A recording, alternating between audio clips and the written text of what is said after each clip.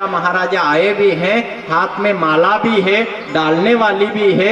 नारद जी खुश हो रहे हैं, मैं सबसे सुंदर हूं, मेरे गले में माला आएगी, मेरे गले में माला आएगी। जितने भी महाराजा बैठे थे सब उसकी ओर देख देख के हंस रहे थे, पर नारद जी को इसका आभास नहीं हुआ।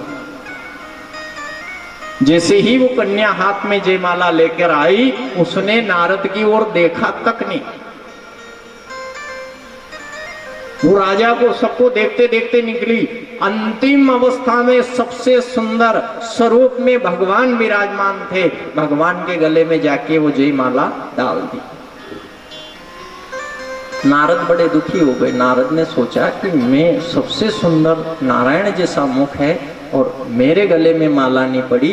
तो उस समय आसपास में जो बैठे थे उनने हंसी ठिठोली करते हुए उनसे कहा, अरे महात्मा जी, इतना सुंदर स्वरूप इस जगत में किसी का नहीं होगा। कहीं न कहीं उन हंसी से नारद जी को शंका हुई। नारद जी ने उन दोनों से पूछा तो उनने कहा, थोड़ा जरा सा अपना चेहरा आईने में देखो, कांच में देखो। अच्छा, अपना चेहरा काई में देखती है दुनिया? हुक्म बताओ, काई में देखते हैं लोग? मैं कैसा लग रहा हूं, मैं कैसी लग रही हूं, तो ये इकाई में देखा जा रहा है। तो आईना झूठ बोलता है कि सत्य बोलता है? बताओ, आप बताओ। सत्य बोलता है आईना? आईना कभी झूठ थोड़ी बोलता है क्या? आप लाल कुमकुम मत लगाओ, आप लाल से मांग भरते हो, आप कोई काली चीज से मांग भर लो, तो क्या कांच झूठ बोलेगा कि आपने लाल से भर रखा है? काले से भरा तो काला ही बताएगा। ये शिव पुराण भी कांच है, आईना है, ये वास्तविकता को दर्शाता है। इंसान की वास्तविकता को अपने सामने प्रकट कर देता है। कांच की क्षमता को देखना, जैसा आप हो वैसा का वैसा बता देता है। आप ऊपर से इस आईने में देख रहे हो और ये शिव पुराण अंदर से पूरा आईना है। ये आपके खोल के अंदर क्या बैठा है उसके दर्शन आपको करा देती है। जिस शिव पुराण के इस प्रसंग में नारद जी महाराज ने जाके आईने में देखा, पूरा शरीर मानव का था, केवल मुख बंदर जैसा था, वानर जैसा था। दुखी हो गए और जल में जाके अपने पूरे शरीर को देखा। उस समय बड़े क्रोधित हो गए और क्रोध करके भगवान नारायण को ही श्राप दे डाला। क्या दिया? जयमाला डाली थी कन्या ने भगवान नारायण के गले में। उस समय उसने, नारद जी ने जाके भगवान नारायण को श्राप दिया कि तुम छलिया हो, समुद्र मंथन के वक्त भी तुमने छल किया और छल से देवताओं को तो अमृत पिला दिया और बेचारे उन सबको भगा दिया। तुम सदा के लिए दूसरे का सुख नहीं देख पाते हो। मैं तुम्हें श्राप देता हूं, जिस स्त्री विरह में मैं रो रहा हूं उस स्त्री विरह में एक दिन तुमको भी रोना पड़ेगा। और जैसा मेरा मुख दिया है वानर जैसा, तुम वानर ही तुम्हारी मदद करेंगे, तभी तुम्हारा काम सफल होगा। अच्छा, उसमें जो दोनों आसपास में बैठे थे ना भगवान के गण, उनको भी श्राप दिया गया। ये शिव पुराण कहती है कि उनको दोनों को भी श्राप मिला। तो ये दोनों भी कौन बने? एक रावण बना। कौन बना?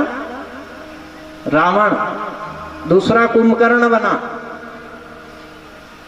तीनों प्रकार से जब श्राप दे दिया नारद जी ने, उस समय भगवान अपने वास्तविक रूप में आए, चतुर्भुज नारायण रूप में। तो नारद जी बड़े दुखी हो गए और देखा न तो कोई राजमहल था, न कोई कन्या थी, वो तो लक्ष्मी थी, न तो कोई शीलनिधि राजा था। सारी नगरी अदृश्य हो गई। देखा तो अकेले भगवान लक्ष्मी नारायण खड़े थे। बोलिए लक्ष्मी नारायण भगवान की जय हो। अच्छा, वास्तविक क्या था कि ये जितना भी पसारा था ये सब झूठ था। सत्यता इसमें कुछ नहीं थी, ये सारा पसारा ही झूठा था।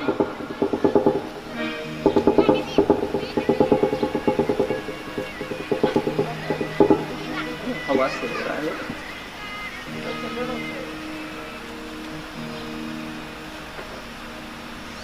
लक्ष्मी नारायण भगवान के चरणों में आज नारद जी महाराज गिरे और भगवान नारायण से नारद जी महाराज ने क्षमा मांगी तो भगवान नारायण ने कहा ये सब महादेव जी की ही माया थी।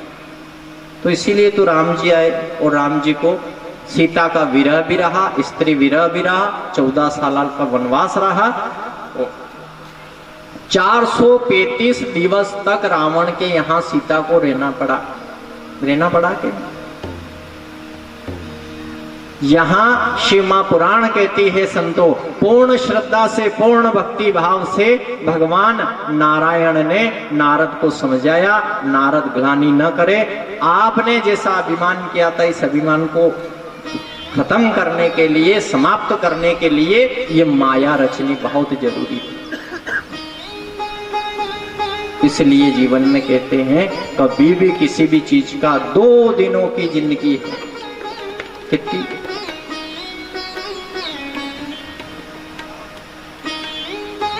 कि 4 दिनों की रे जवानी थारी चांदनी, फिर घोर अंधेरे रात यो जीवन खोटो।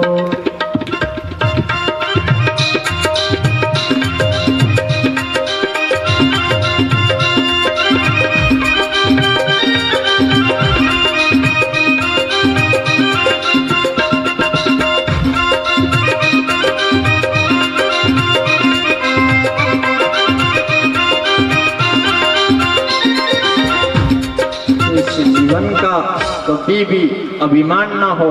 और शिव महापुराण की कथा कहती है संतों कि जहां पूर्ण भाव से, पूर्ण भक्ति भाव से देवातिदेव महादेव भगवान नारायण के परिसर में एक दिन भगवान शंभु ने, शिव ने नारायण से कहा, हे नारायण आप वैकुंठ में रहते हो, मैं इस पृथ्वी पे रहता हूं, तो दूरी कितनी है? बहुत दूरी है भाई। अच्छा यही सगा पास में करना चाहिए कि दूर? नानी ने होड़े पन्नानी चाहिए कि छीटी? गणित कीड़े बोले पाप काटो सेठी आया क्या नहीं कर पाया। पर कोई ऐसी माँ नहीं, मेरी छोरी सुखी रहे, पास में रहे, जब बुलाओ जब आ जाए। और अणी फोन का ठिकरा ने घणो दिक्कत करी मैंने। एक पानी की गिलास की बात भी ठेठ बई तक चल जाए कि आज मारी हाउ ने मार पे थी गिलास ली ली। दूरियां तो बहुत है, पर ये मोबाइल जो है, ये उपकरण ऐसा आया है, इस उपकरण ने दूरियों को भी पास कर दिया। भगवान शिव यहाँ है, नारायण वहां है। आज भगवान शिव की आंखों में जल भराया और शिव जी ने आज नारायण से कहा, हे नारायण मुझे तुम्हारी बहुत याद आती है, कभी मिलने नहीं आते। भगवान नारायण ने कहा, हे शंभु मिलने की आस तो मेरी भी है। भगवान से भगवान का, ब्रह्म से ब्रह्म का मिलना भी होता है। देखो घर तो घर रहता है, आप अपना घर है तो मिलने के लिए तो एक दूसरा आने जाने से ही होगा। बाकी आप कह दो कि तेरा ये घर बाहर में तो तुम वहीं आ जा, तो ऐसा भी संभव नहीं है। होता है कैसा?